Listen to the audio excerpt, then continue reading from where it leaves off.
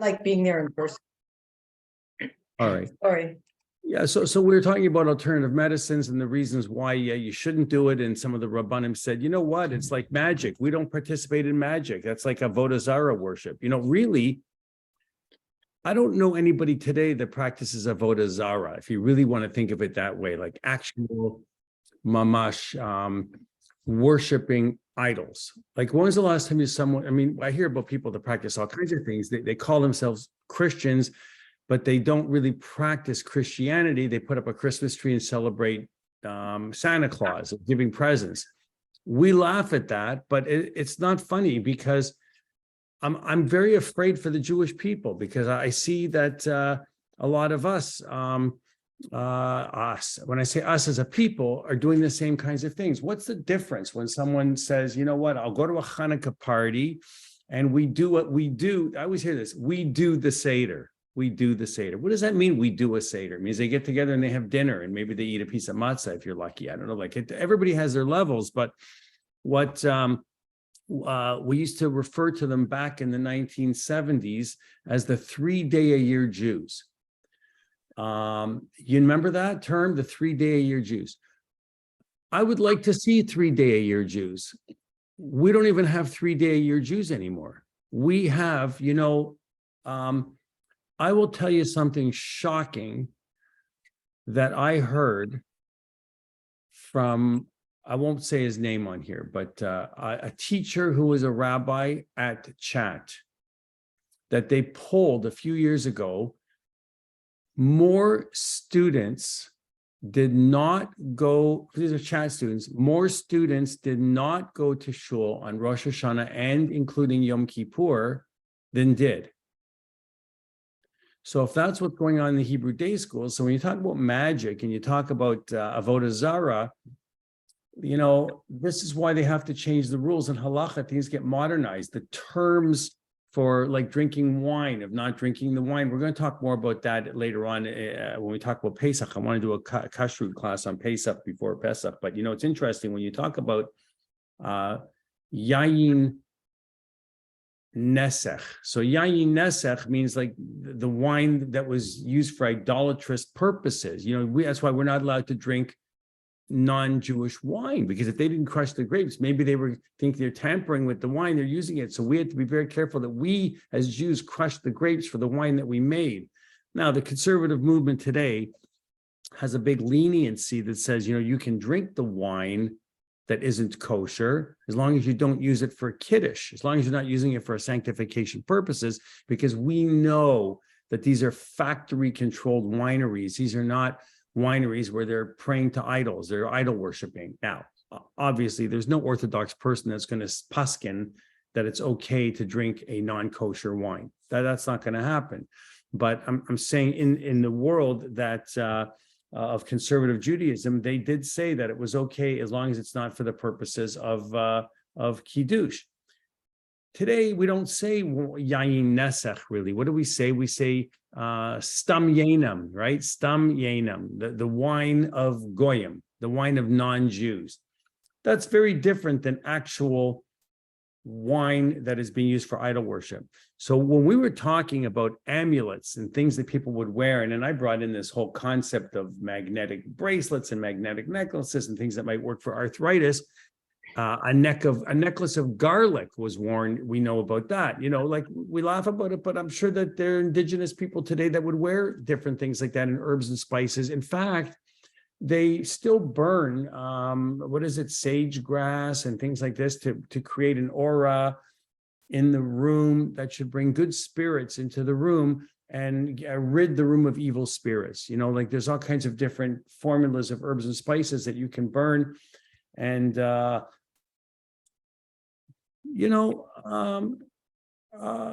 remember in the late 60s, early 70s, incense were very popular. Yes, Noreen. But if that's their religious practice, then how can you call that idol worship? Correct. And why should we look down upon them because that's what they believe? We're not looking down. It's a very good question, Noreen. So we're not looking down. We're saying that we're looking the other way, meaning we're not saying, oh, they're bad. We're saying we can't drink their wine because it's used for religious practices. I mean, if I'm holding a cup and I'm saying in a church, praise be to Jesus, and I'm drinking from that wine and doing a sacrament, and we're sharing it with, what do they say when they do communion and all, they eat the piece of challah, they have their own hamotzi, right? And they're doing communion and they're doing all that. We wouldn't want to partake and say, well, you go to a church because you had to go for whatever reason. Maybe you went in because you wanted to be respectful and go for a funeral. A real from Orthodox person would not step foot into a church. But let's say you went to a church because a non-Jewish Catholic had passed away, and you went in because you're going to stay at the back because you want to hear the speeches by the priest and everything that's said. Now they're kneeling and they're doing communion. You don't have to partake in the kneeling, and you're not allowed to. It's actually asur. So you're not allowed to partake, even though it's a religion. It's not idol worship. They're praying to God, which is part of it, is the same God that we're praying to. We share the same God, the Christians and the Jews, except for the Jesus part. We're sharing the same Jews. We don't believe that Jesus was the Son of God. Jesus was actually referred to in the Talmud in some places as a rabbi, actually. He was a frum Jew who put on tefillin. But what I'm saying is that if you tell that to the Goyim, you tell them, Jesus was a frum guy. I mean, when did he ever say you don't have to do kashrut anymore? He didn't say you don't have to keep kosher anymore. Jesus never said that. What happened was James, his brother, was selling the religion in the walls of Jerusalem, and Apostle Paul, his name was Saul, was selling it outside of the walls of Jerusalem. And when he was what I call selling the religion, trying to make it more popular, he was trying to get people involved in it. You couldn't share the common practices of Christians at the same time as Judaism. If you look at the Shemona Esrei, which you read this morning, there's a passage, there's a paragraph in there that says, "V'lemalshinim al tihi tikva v'chol harisha k'rega toivet," and it talks about, about people that would practice avodah zarah. So what happened was, when the first early Christians were practicing and secretly, like they were quiet about it, zashtil, we don't really, they would be davening in the same places, the same shuls that the Jews would be davening in. So they'd say, you know what, Shlomi, it's your turn to get up and daven. You get up and lead. So Shlomi would get up and lead, and he would be repeating a Shemona Esrei. And as he's repeating the Shemona Esrei, he didn't want to say that paragraph because it didn't sit right with him for Malshinim al Tikva. So if he didn't say that paragraph in the repetition, they would yank him off the bima, pull him and say, you're one of those, get out. See, they knew right away because he would say the prayer. It's true. It is a very true story. Goes back.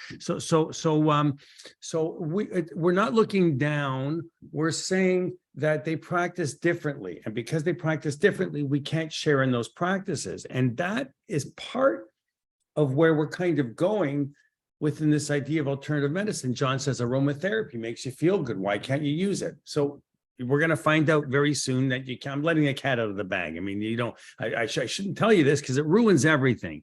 But or how about this idea of incense?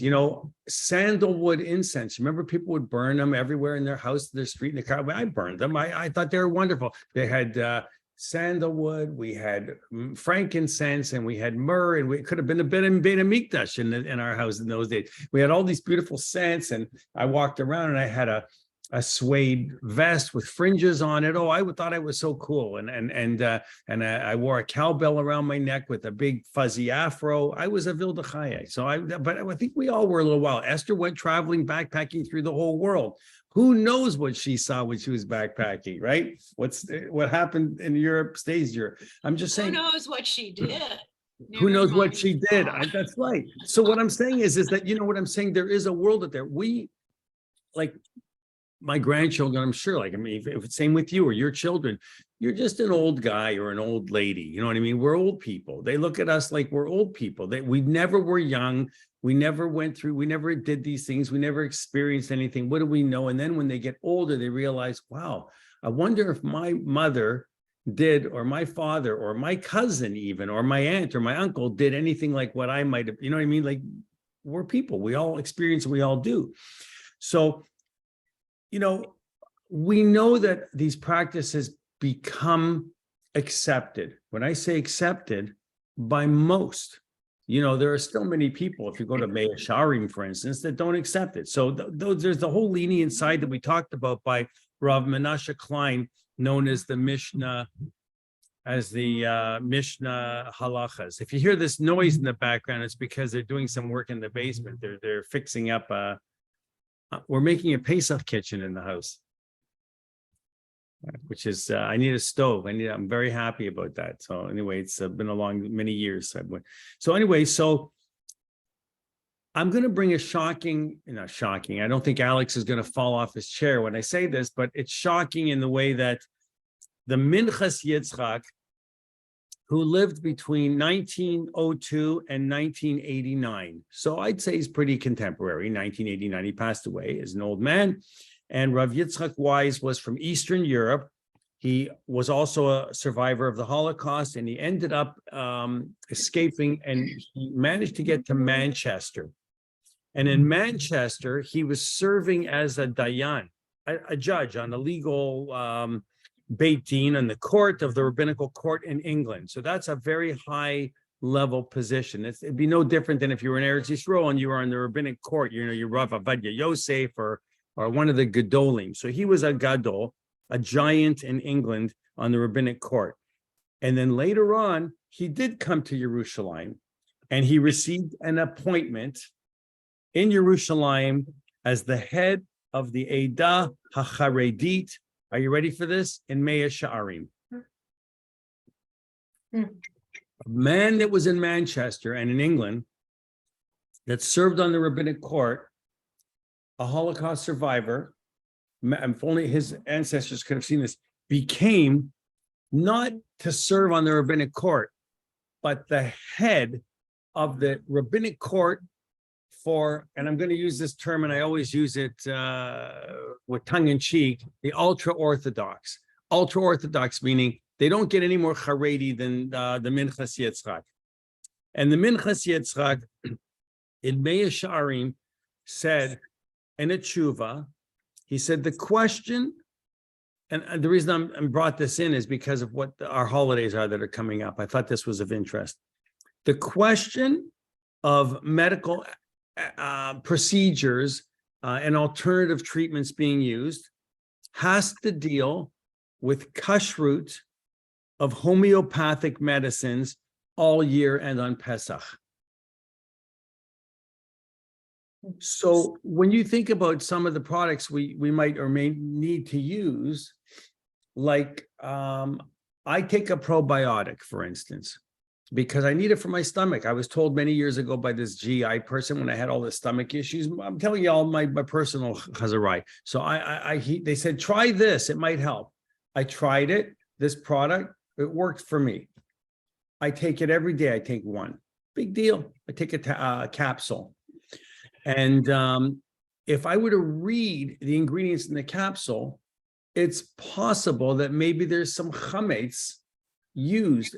How do I know they're not using cornstarch mixed with the whatever they're using, the probiotic inside the capsule, or to coat them so they don't stay together or separate? That's the issue why lechatchila, to start with, you have to be careful. If it's not a medicine, when you think about using sugar on Pesach, and why sugars, a pure granulated sugar doesn't, if it's a sealed bag, does not need a hechsher, because sugar is sugar granulated. But if it's powdered sugar, it does need a hechsher. You've all been through this, so you know this, because you reach for a brand new package of powdered sugar that you have in your bottom cupboard, and you want to use it for Pesach, and you look at the ingredients and you say, oh, really, only Sfardim could use this because it has corn starch, right? Noreen just gave me the word starch, cornstarch in it. So they actually make for Pesach with potato starch. Problem I have with it is they charge you, like they do, rip you off for everything for Pesach. So it should be, like $1.49 for the little tiny baggie that they sell you. And you need 17 of those tiny little packets because you want to make icing for a cake. And you know how much icing sugar you need to make icing. So you go and you buy all these packages. You have to pay. By the time you're finished, you run out of money because you want to make icing. So but anyway, it has potato starch. So all of a sudden, it's allowed. So except Esther and I, we can't have icing anymore. No icing for us, Esther. Other people can have it, but not us.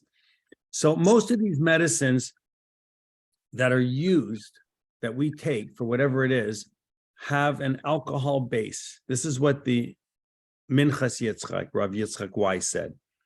He said they have an alcohol base, and since the medicine is provided in an alcohol base, it's hard to say what the alcohol base is, and it may be from a grain based on I don't know, like, potato vodka is okay, but let's say it's from wheat or whatever it is, and you're using a wheat vodka, let's say, alcohol, that's different than using potato, because potato vodka is okay for Pesach. Alex, I have a chiddush for you. You know what a chiddush is? A chiddush is a new thing. I have a chiddush for you.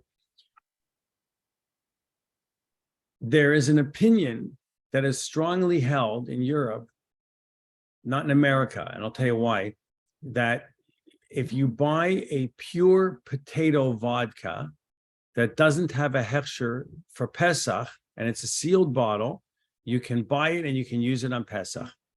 It doesn't have to be the cheap, crappy vodka that they sell you for Pesach, that they say there, because there are some really good potato vodkas out there. And if it's 100% pure potato, meaning it can't be, it's potato, but sometimes we use grain. You got to actually go to the website and look it up and make sure that they only use potato. It can't be, we use potato, but if we run out of a box of the potatoes, we use some wheat. Also, it's mixed with wheat. It can't be that. It's got to be 100% potato. But if it is 100% potato vodka all the time, that's the recipe. Now, by the way, why did I say the word recipe?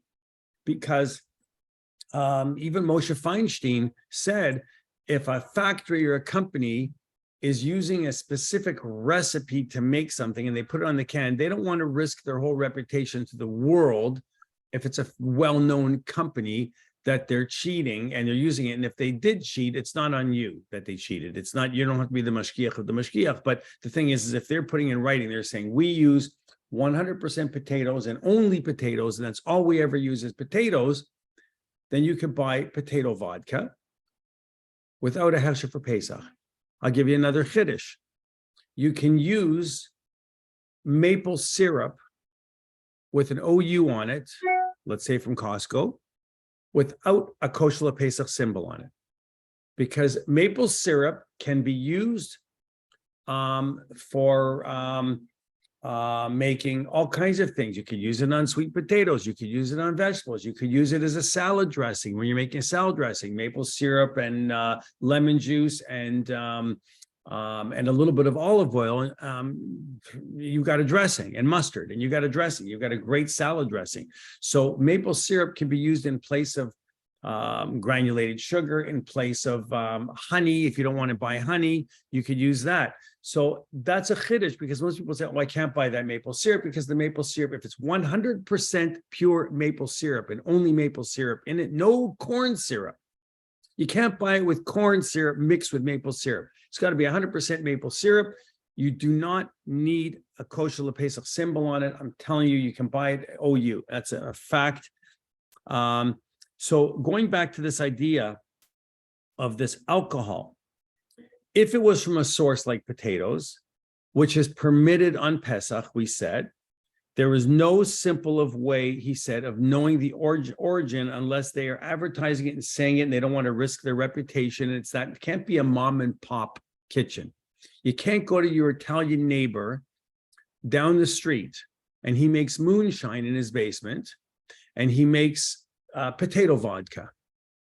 And you are going to get his potato vodka and use it in your home, because that's not a big factory that is ruled by conditions and environment. So mom and pop shops, the same thing with kashrut. When you buy fruit that's cut up in a big grocery store, it doesn't have, you can buy fruit that's cut up, not for Pesach, by the way, during the rest of the year, even if their knives aren't kosher, because it's a cold transfer, there's no heat, and their knives They're not going to use the knives to cut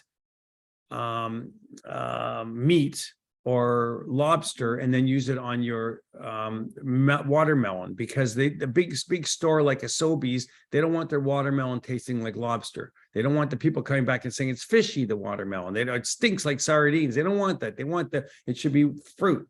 So it's the same knife being used by the fruit cutter all the time. And that's why there's a leniency. We may go and use it, but not on Pesach. Okay, Pesach, you're supposed to buy whole fruit and cut it up. And by the way, you want to hear a chiddush? Listen to this. Real super from people, when they buy an apple or a pear or something like that, they peel it for Pesach. They don't want to even take the chance of eating the peel, even if you washed it, because when you eat the peel, they might have used wax, and the wax might have been a substance that could not be kosher for Pesach. So you could go stringent and you could be absolutely machmir and be crazy.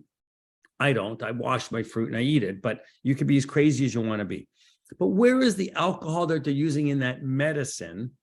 Where is it produced? So if it's produced in countries all over the world, you have to really do some homework and digging to see what that product is, how it's made. Use a little bit of seichel and common sense. So the tshuva is, as it boils down, to whether or not you can swallow a medicine on Pesach that is not kosher Pesach, because maybe they use a substance like something that isn't. The tshuva by the Minchas Yitzchak says, as far as drinking is concerned, there is no actual drinking here. The total amount prohibits, the total amount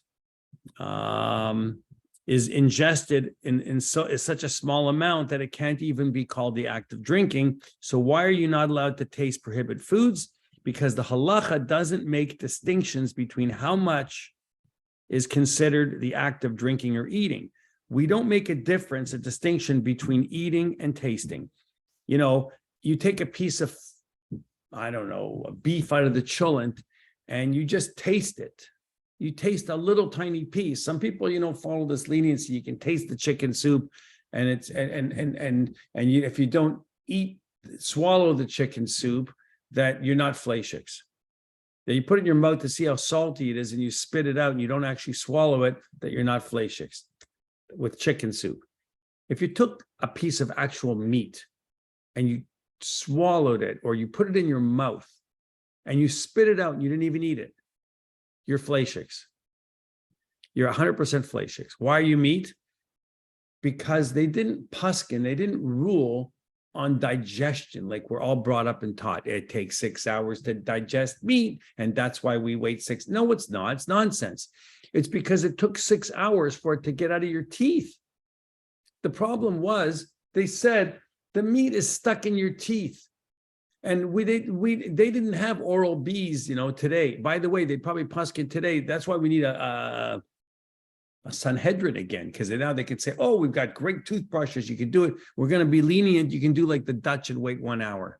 Dutch only wait an hour. The Dutch rinse their mouth out. They eat 1 hour. They can have ice cream. The rest of the world is supposed to follow 6 hours. I broke a rule. I might go back. I might change it again. I don't know if you know this, but my father was wrong. My father was wrong. He gave me advice on something and it was the wrong advice. So I may have to change something. About 22 years ago, I came to Beth David and I said to my father, who waited 6 hours, he waited into the 6 hour. There's 3 customs. There's 6 hours mamash that you have to actually wait 6 hours. There's 5.5 hours as a custom, a minhag, and there's into the 6 hours. Anytime it can be 5 hours and 15 minutes, as long as it's towards the 6 hours. My father waited 6 hours. When I started at Beth David, Rabbi Scheim took the custom by Rabbi Pappenheim, which was to wait 3 hours. It was a Germanic custom, and he waited 3 hours. And I said, wow, that's amazing. It's so convenient. 3 hours is great. It's so much better than 6 hours. Well, I said to my father, Rabbi Scheim waits 3 hours. He said, it says a selach harav. You can make yourself, if he's your rabbi, and you respect him and are willing to go to him and ask him questions, and your rabbi tells you that you can do 3 hours, then you can change it. I said, I can change it. He said, if that's what you want. So I changed it and I started doing 3 hours 22 years ago. I've been doing 3 hours.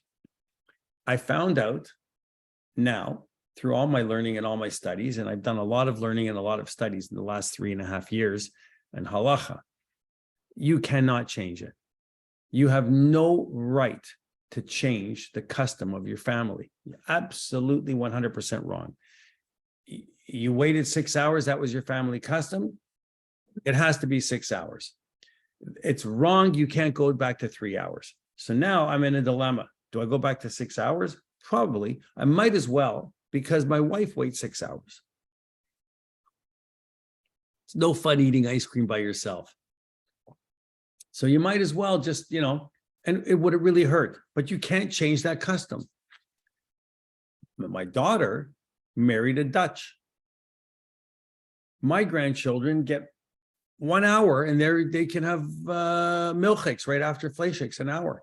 That you're allowed to do. Now, the wife is allowed to take the custom of the husband. That is allowed. The husband is not allowed to take the custom of the wife.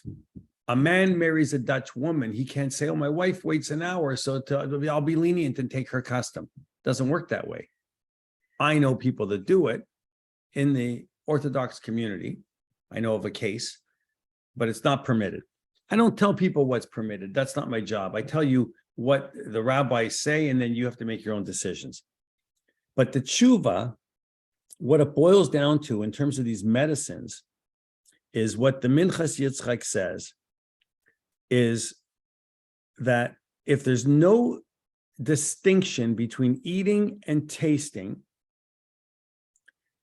then he said, there are some poskim, some authorities who will permit sick people, even in non-threatening life situations, if the sick person needs to drink even non-Jewish wine, if that's what makes them better.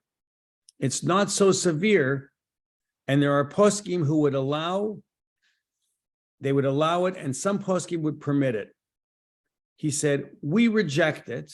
We don't in our community, but nonetheless, combining the idea of a leniency that you have the prohibition of drinking yain steinam, how do we say it? Yainam stam, non-Jewish wine. I'm not talking about idol worship wine. I'm talking about just non-Jewish wine. It's not so severe as other prohibitions. What is it not as so severe as?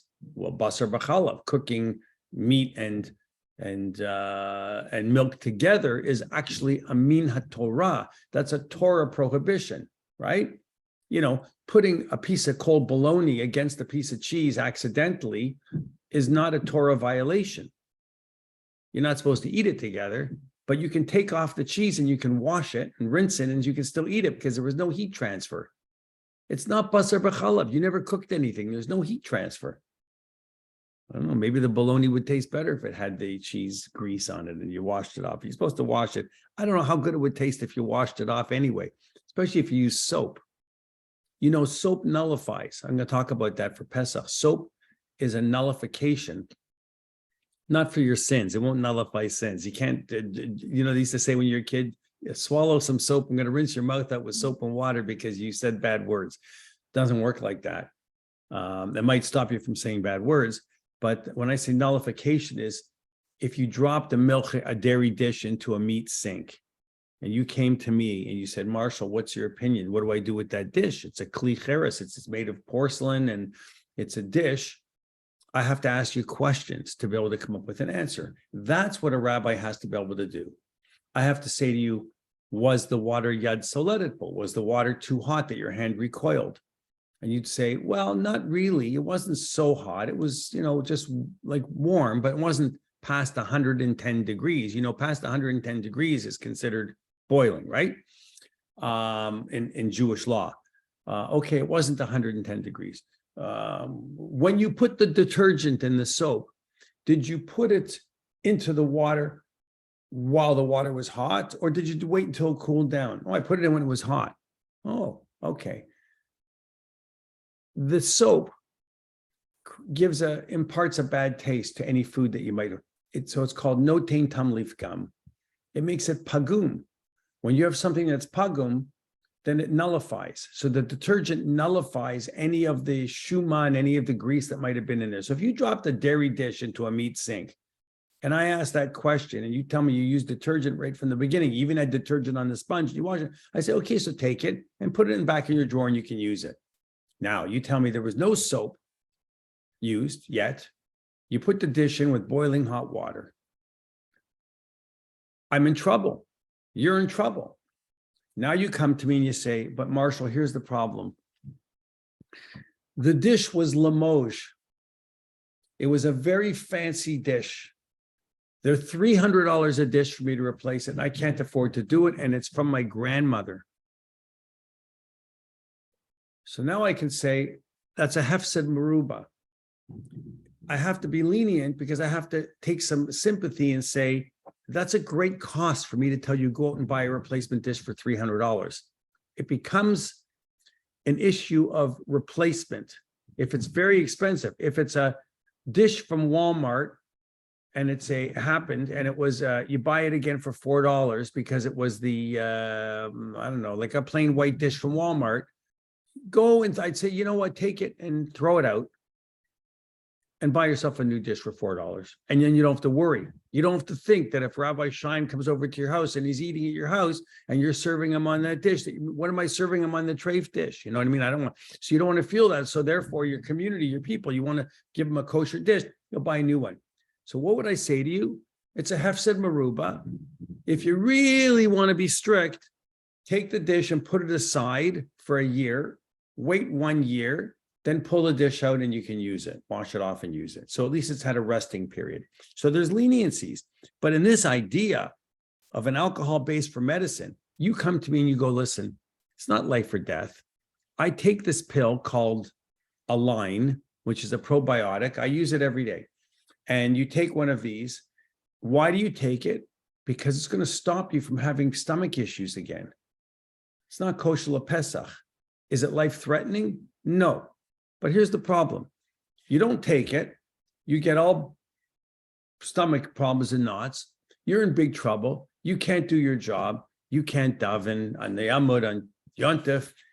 You're going to be sick. You won't be able to cook in the house. You won't be able to do this. You won't be able to function. You won't be able to function. Remember, we talked about what determines if a person is sick. We talked about the cholim, and we said, you don't have to be in a life-threatening situation that, you're going to about to drop dead, chas v'shalom. If you tell me that the person just can't do a simple walking through the marketplace, that's what they said, meaning they have a headache. How severe is the headache? How do I know how bad your headache? How do I know that little tiny headache that you have isn't severe? I don't want you to have a stomach problem. Take the pill. And he said that we only prohibit tasting because we don't want to have to define how much is considered eating and drinking. And he said, therefore, since the reason you are tasting is for staying healthy, refuah. He doesn't even say healing necessary. Refuah means to heal, but don't forget that the simplest thing could be a healing property. For you, it might be turmeric and apple cider vinegar. I don't know, whatever your concoction is that you have to have, you've got to create leniencies. So he says, therefore, there's room for leniency and homeopathic medicines can be permitted all year round and on Pesach. Now, you sit here and you don't look so excited to me. When I heard this, I was extremely excited. I was like jumping out of my chair because I'm crazy. I like to, for me, that was a very big chiddush because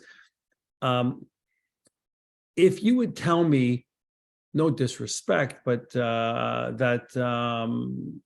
somebody from our community who was not a heavyweight rabbi came up with an idea that it's Pesach, you can have it, you use it, makes you better, you can use it. I would say I can't follow that. But we're talking about Rav Asher Wise, the Minchak Yitzchak, the head of the Eidah HaCharedit in Mea She'arim. I don't think they get any more strict than that. If he says that it's okay to have it on Pesach, that's good enough for me. That's a very big deal.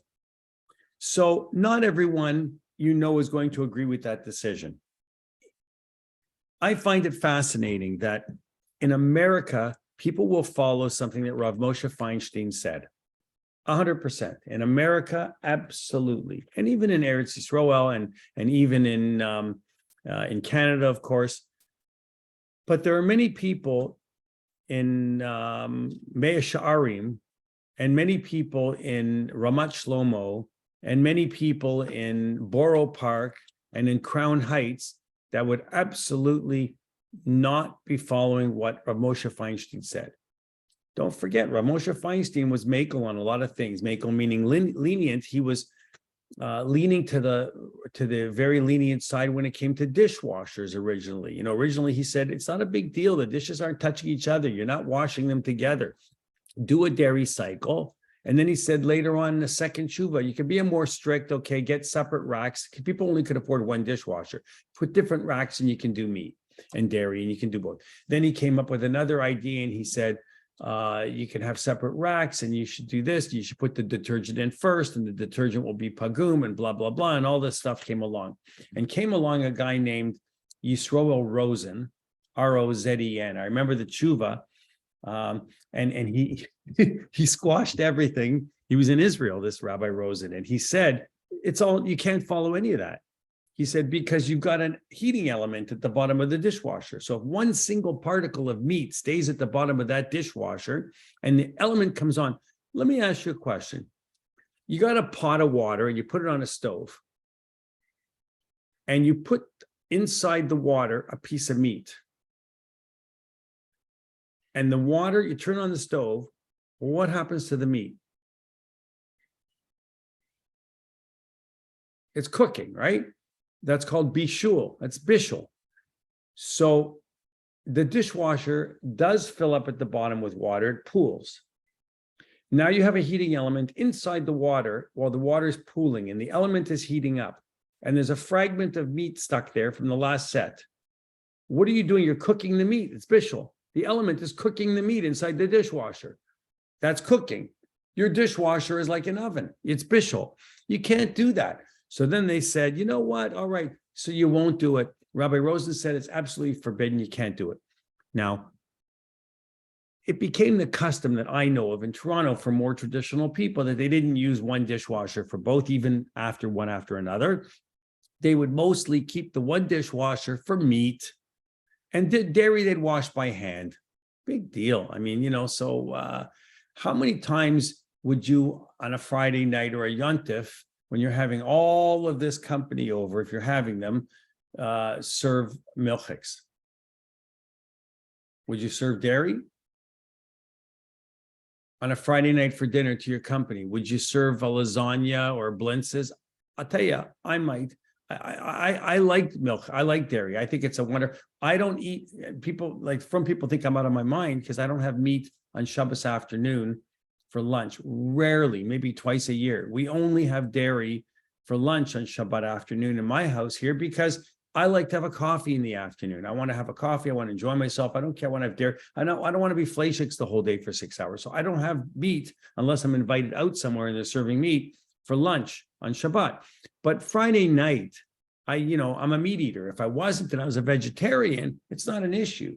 For Alex and Elise at home, it's not an issue. I mean, Elise is a vegan, so it's even less an issue. They could live if they want to on one set of dishes. So much easier because if you're a vegan, you're not even eating eggs. But even if you're a vegetarian, even if you're a pescatarian and you're eating fish, it's still a whole different ball of wax. But when you're eating meat, you're probably going to save the dishwasher for a meat dishwasher.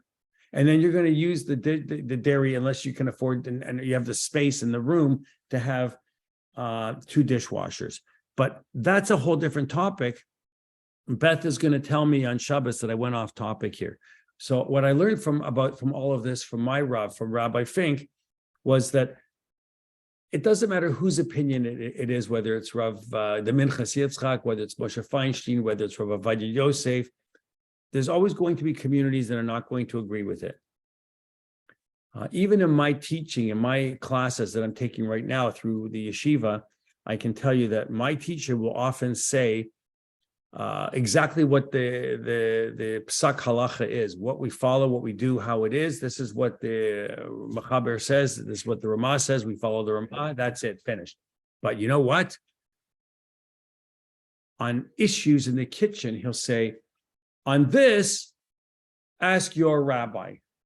He won't tell us, even in the class, and he's a brilliant teacher, he'll say, ask your rabbi, because your rabbi, who you follow, may have a different opinion. So if you're not now following the opinion of the Minchas Yitzchak, that you can take any medicine as long as it makes you feel better, then we realize that the Minchas Yitzchak is a lenient opinion. Problem for me is when you tell me the most strict rabbi on the Eidah HaCharedit in Mea Sha'arim is being lenient on something, which he's hardly lenient on anything, then I really want to follow that. I look at that and I go, that's good enough for me. But here's the deal. Rav Weiss, his attitude to whether or not a homeopathic medicine are effective, he says flat out, since the reason you are taking this homeopathic medicine is because it heals you, it makes you feel better, it does whatever it's doing, that's a reason to grasp onto a lenient opinion, for sure. Where a lenient opinion exists, and they don't always exist. In passing, we happen to notice that he assumes that a homeopathic remedy is working and that it's effective. And therefore, they're permitted. So he's not saying that in his tshuva, but this is where he's gone without even wanting to go there. What he's actually saying is, if it makes you feel better, you don't have to worry about it being Pesach dik, you can take it. You're not eating it for the taste to fill you up and make you feel good. You're not taking the pill to go, this is so yummy, I want to have 3 probiotics. You're eating it because it makes you feel better. So he's saying, take it if it makes you feel better. But you want to know something? A lot of that stuff is really called homeopathic. I bet you if I go to a gastroenterologist and I ask them and say, does the probiotic work? Does it work for me taking this every single day for me? One might say, yes, 100% it works as good. Another would say, feh, you can get the same thing. Have half a cup of Greek yogurt. You don't need the nonsense with the pill every day. But for me, this is working. I don't want to ruin it and have a bad stomach again. So I stick with it and I take it. So I'm caught up in it as a homeopathic medicine. I don't need a prescription for it. I'm not walking in with a script that's saying, here, I can go into Costco, Walmart, Shoppers, Drug Mart, any store and buy it, right? So I would say that it's considered homeopathic. So what Rav Asher Weiss, the Minchas Yitzchak, is actually saying here is he's saying it's permitted and they work. They're effective. But weren't we talking about before, they were saying the reasoning has to be that they're effective, they actually have to work? They were saying, a lot of the rabbis were saying, I don't even believe in it, never mind. I don't even think it works. A great rabbi named Shmuel Halevi Vosner, we spoke about him before, was from Lublin, Poland, and he also survived the Holocaust. So he was around the same age in the same genre as the Minchas Yitzchak. And he ended up also in Eretz Yisrael, and he became a leading halachic authority in Bnei Brak.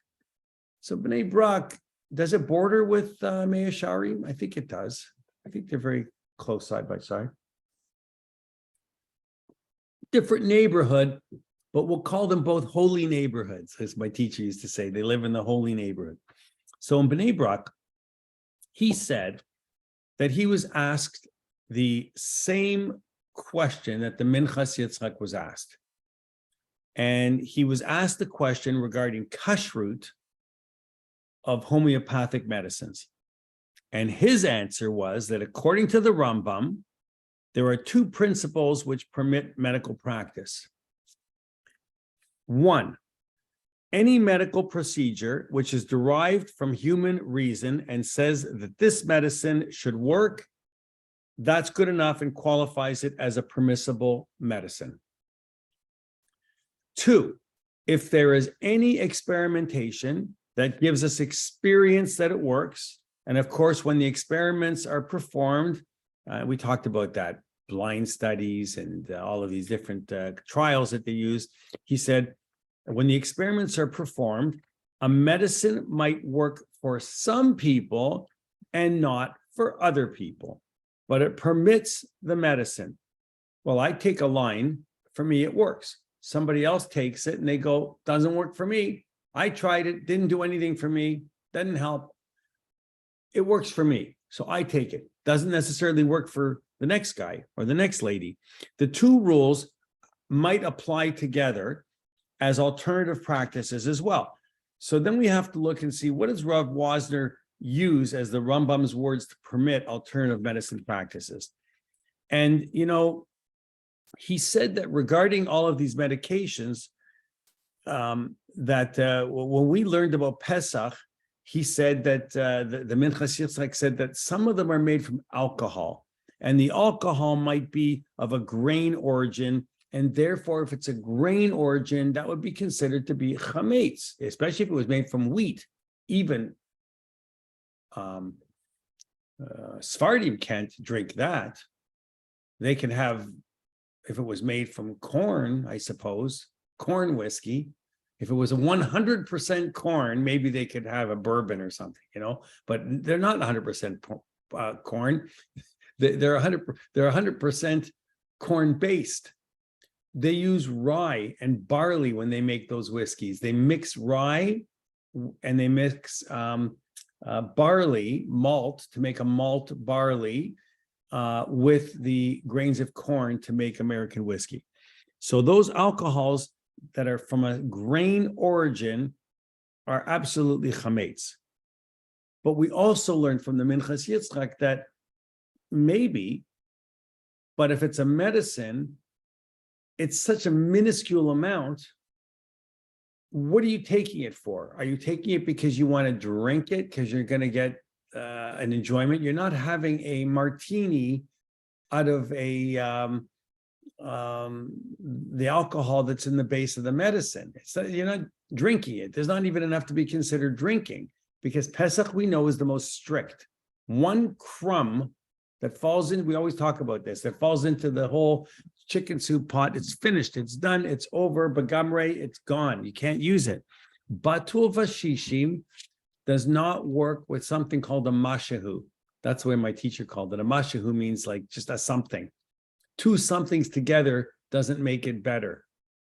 It's what he said, because I found it interesting, because I went, oh, like, yeah, batul vashishim. All the students got excited. The only problem is for them.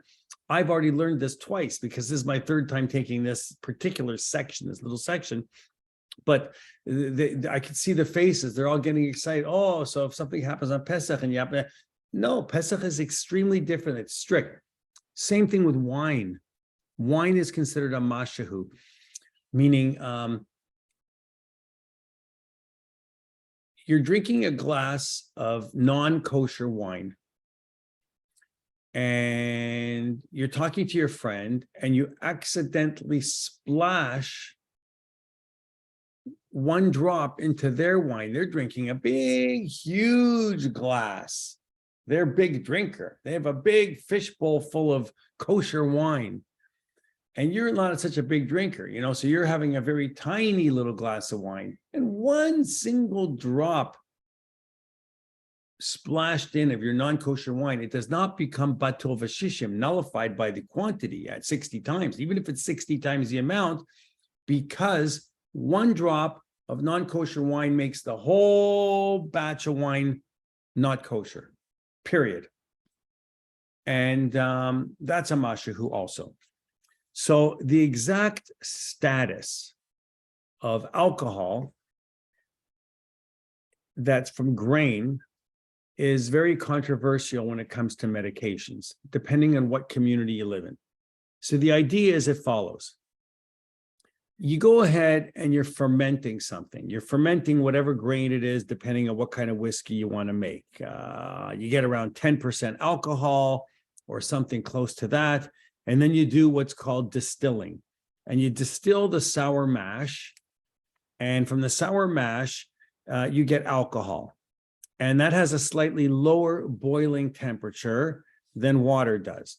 Then you have the vapor, which rises from the fermented alcohol in the sour mash. And as you distill it, the higher concentration of the alcohol in it, the vapors are taken elsewhere where they are cooled down through the distillation. This is the whole scientific approach, right? The vapors are taken to a different part of the distillation process. Now the vapors are cooled down. The vapors condense. When those vapors condense, they condense into whiskey. And that's how whiskey is made, in distillation. Now you can go home and you can set up a still.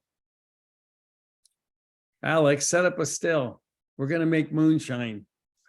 It's perfectly clear that while chametz was vapor in the air, there's no prohibition to breathe it, right? There's chametz in the air. You go out in the street, you walk past a bakery, you're on your way to shul, and there's chametz in the air, and you breathe in chametz. It doesn't count. It's you know what I mean? It doesn't, you didn't take in chametz because you breathed in the smell. Even if a breadcrumb in the air, when you breathed in from whatever it is that they're making, I mean, it's silly. It sounds silly, but that's not called eating. Breathing is not called eating. So I'm not suggesting it, but you can go and stand outside a bakery all of Pesach and breathe all you want and enjoy the sweet smell of go stand next to a Krispy Kreme. Does it even exist anymore? Remember the factories, Krispy Kreme, when they'd make the donuts on the rollers and you could go, and they were kosher and it was Gavaldic. And I think I gained 40 pounds that year. Then all of a sudden the craze came in with carbs and all the Krispy Kremes had to shut down. And we all sat Shiva. So breathing is not eating. Breathing is not drinking.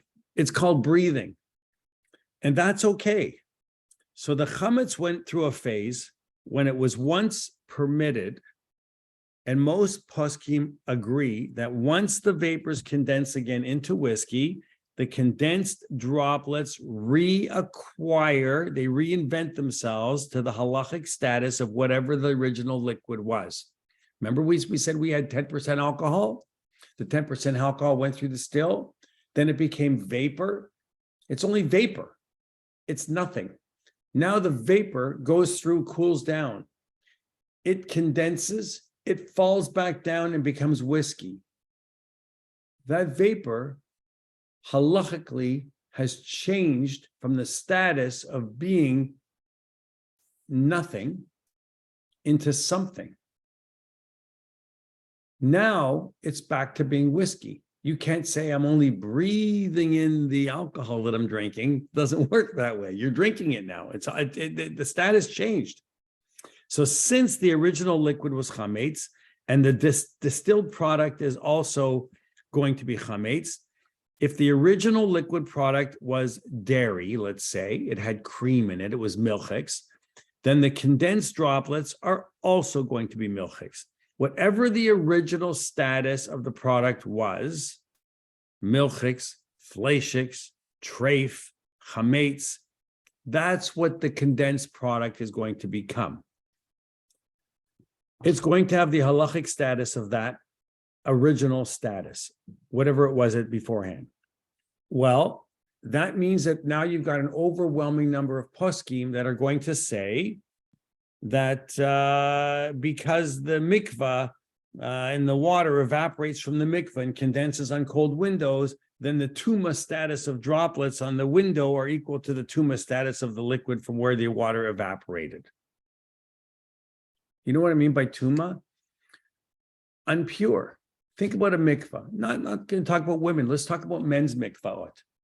So I did something I wasn't supposed to do, and I want to purify myself. The men go to the mikvah in shul. They have Beit Avram Yosef. You can go to the mikvah too. They have a men's mikvah, so you can go to the men's mikvah. And I feel like if I dunk myself 3 times or 7 times, it's like I'm not going to use the word baptism, but I'm going to say like it's like you're trying to purify yourself by going to the mikvah, and you're going to take not an oath, but you're going to say, I'm going to try my best not to do that avera anymore. I'm not going to do that, and go back to life as usual.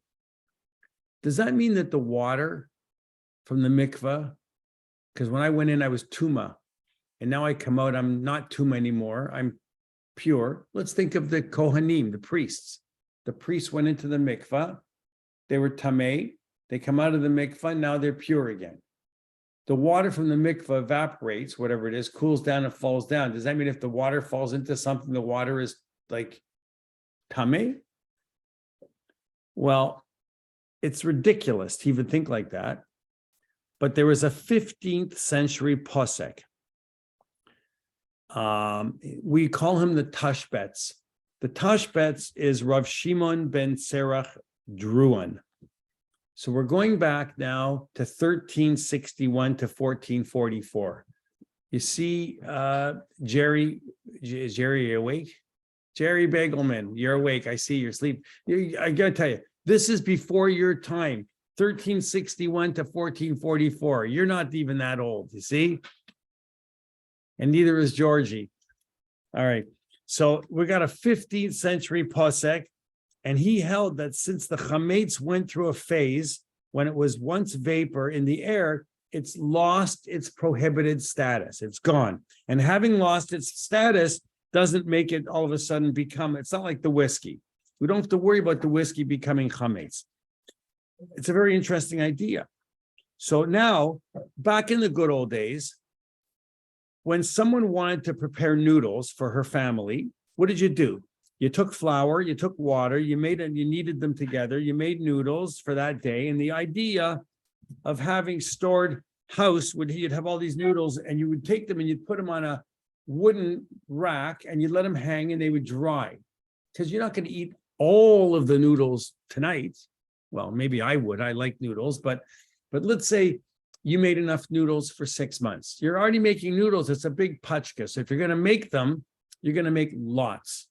Now you take those noodles and you put them on wooden spindles and they hang down and they're drying out.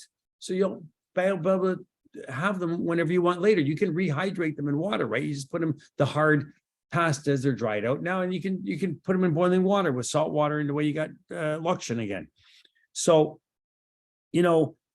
back in those days, they didn't have store rooms keeping everything. Things were made more fresh.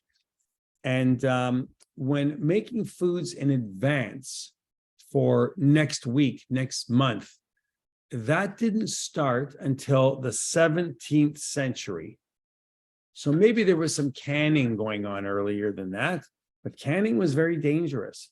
You could die from canning, because if they didn't have refrigeration, which they did not yet, and you canned something, they didn't know yet about boiling jars. You boil the jar, the lid seals, the vacuum comes out, it was safe, you could leave it on the shelf. So they would just take it, they'd put it in the jar, and you're going to keep it for later. Then they ate it, and they didn't have any antibiotics. They got sick, they died. What did you die from? The pickled eggs.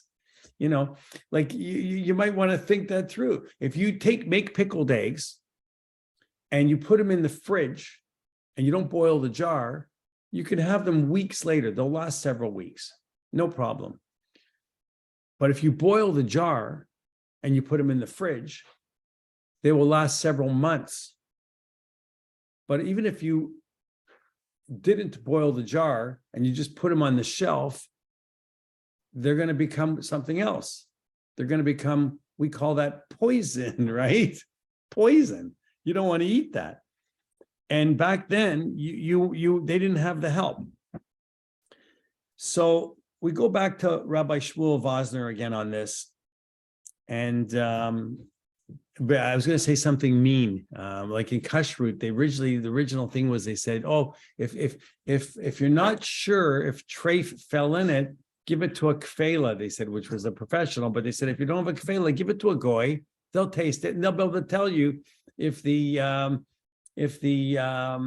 non-kosher taste is transferred in there, because the goy knows what bacon tastes like or ham, and they'll tell you, it does taste a little bacon. You better not eat it. you're Jewish. And then they take it and they eat.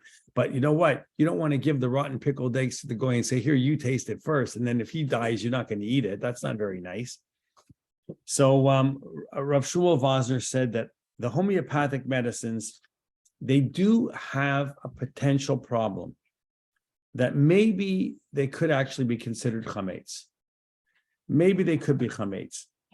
And with Rambam, he held that if all medical practice, in order to be legitimate, has to have two things. They have to have reasoning, and they have to have the experience that they worked, then really those two things should be good enough for leniency. And they are. And that's pretty much how we do paskin, but that's on the lenient side. That's not necessarily on the strict side. Most of us want to be on the lenient side. So far, we're going to end today. What do we have? We've got the strictest of the strictest, Rav Asher Wise, the Minchak Yitzchak, the head of the Eidah HaCharedit in Israel, saying that it's okay. We have homeopathic medicines that have had proof that they've worked on at least someone, and there's a human understanding why they've worked. Then we've got lenient rabbis who have been Hasidic rabbis. These rabbis are Hasidic rabbis. So it might have to do with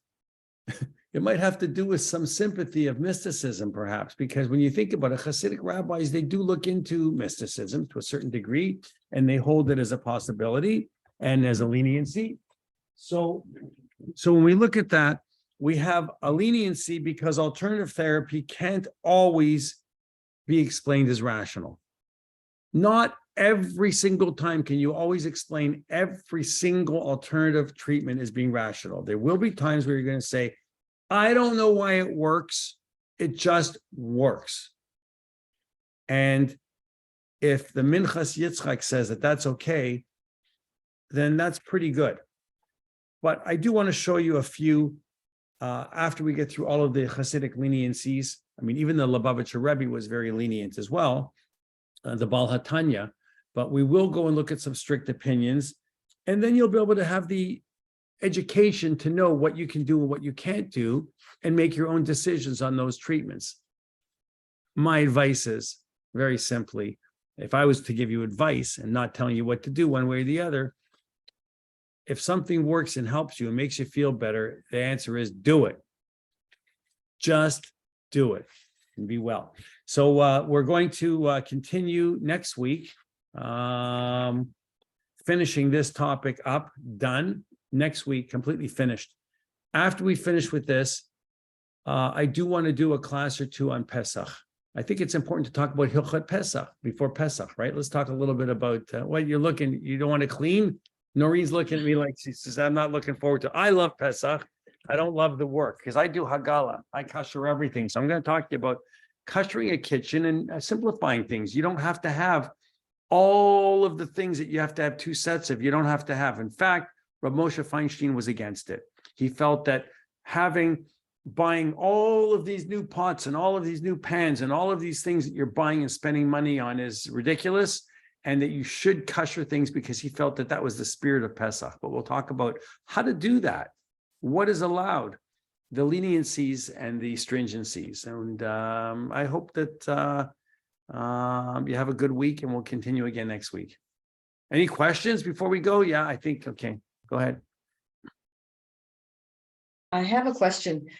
If something is a purifier, for example, if it were a mikveh, does that mean if somebody used the mikveh and was unpure for whatever reason, is this water now no good? No, it's good. You want to know something? A mikveh, nobody realizes it. Nobody does. You probably do because you're smart people, but a mikveh is not a swimming pool. A mikveh has to be connected to a source that flows out to a natural source of water, to water. It's got to be connected to something. It's got to be a continuous flow. It's expensive to run a mikveh because you have to heat the water because nobody wants to get into a freezing cold mikveh. You're heating continuous water all the time. There has to be an inlet and an outlet. It's a continuous flow. It's not just recirculated. So because of that, it's very similar to, that's why, because it's a continuous flow, that's why you're allowed to kosher dishes. They have mikvaot for going there to kosher a new set of dishes or to kosher something if you want to take it and dip it in the mikvah, right?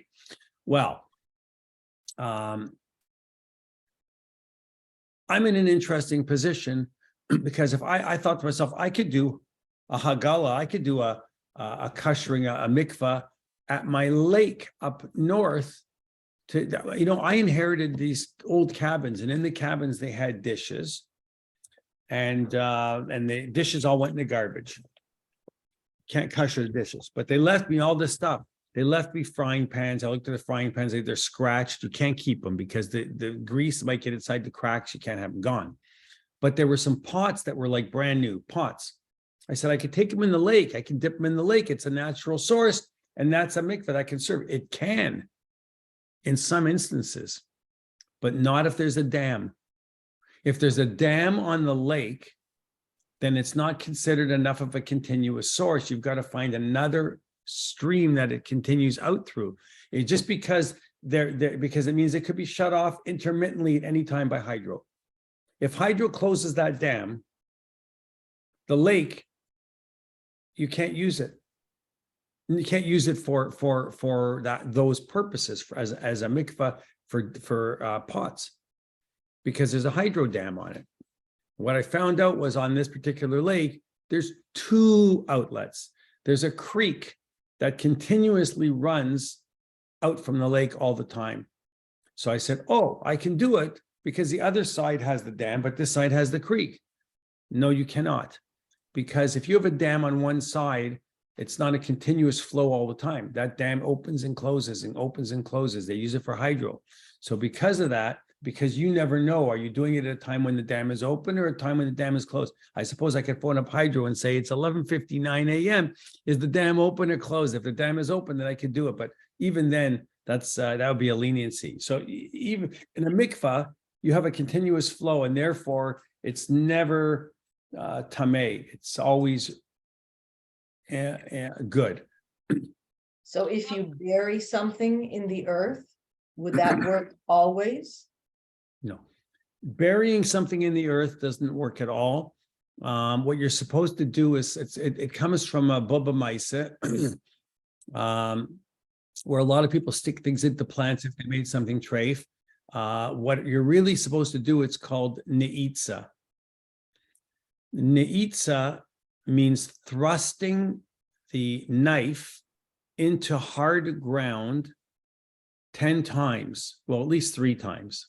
And it has to be a different place of the earth each time. So it can't be into the same hole that you just put it in because it's soft. It's got to be, the idea is koshering is when you go put something into earth and hard ground, it's abrasive. It's abrasive. You're taking a layer off of the metal, supposedly, like sandblasting. So if you're sandblasting, so if you're putting it into a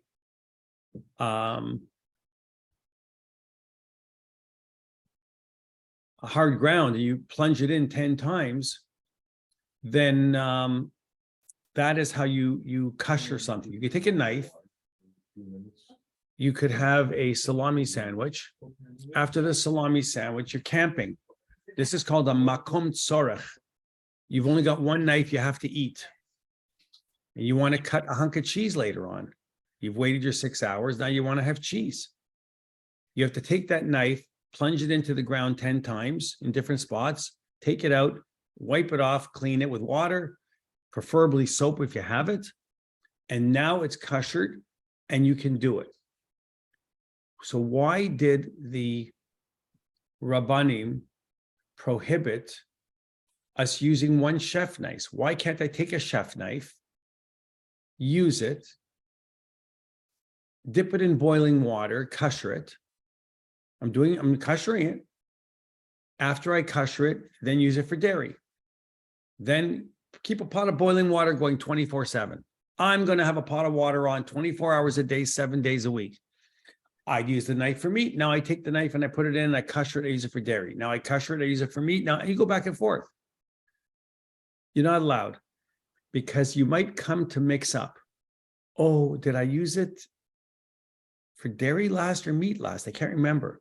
And that's why you have to have a heker, a symbol on something, so you know that one is one is the other. The meat knife shouldn't look identical to the dairy chef knife.